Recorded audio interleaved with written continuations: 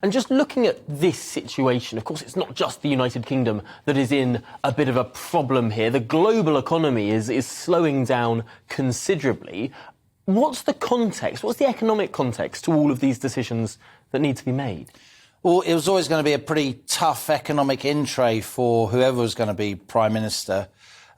Because, as you say, Tom, the global economy is slowing. Interest rates are going up across the world, not least in the United States, across Asia, trying to push back on this inflationary bubble that followed lockdown with high energy prices and so on.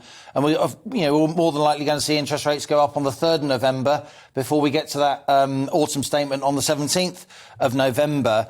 And some numbers have come out this morning that I wanted to highlight before we talk specifically about the budget.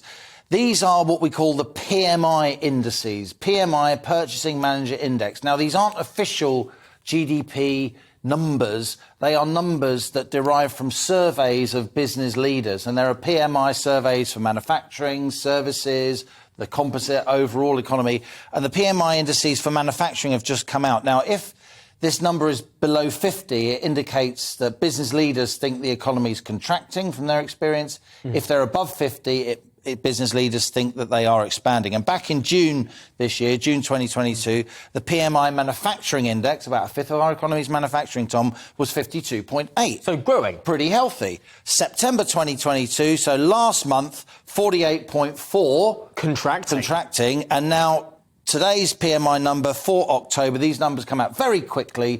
GDP numbers for October won't come out for months. PMI numbers immediately, obviously we're one day after October, 46.2, so down from 48.4 to 46.2. A severe contraction. That's the biggest contraction since mid-2020, which was COVID, the depths of lockdown. So, these are survey numbers. They're not official numbers, but they are a very good, what we call bellwether. They tell you where the official numbers are going to go. These numbers won't only be looked at closely in the city and across, driving business sentiment.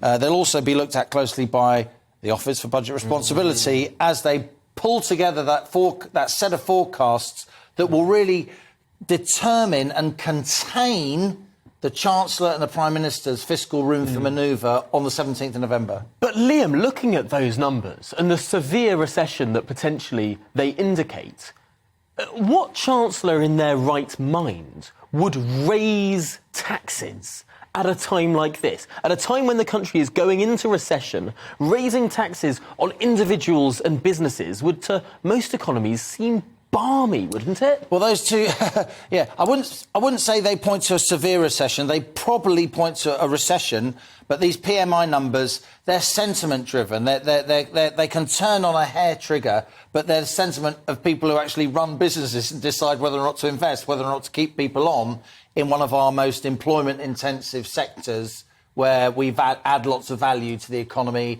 earn lots of our export revenue. That's why PMI manufacturing, people like me, always look very, very closely at it and try and convey it to a broader audience.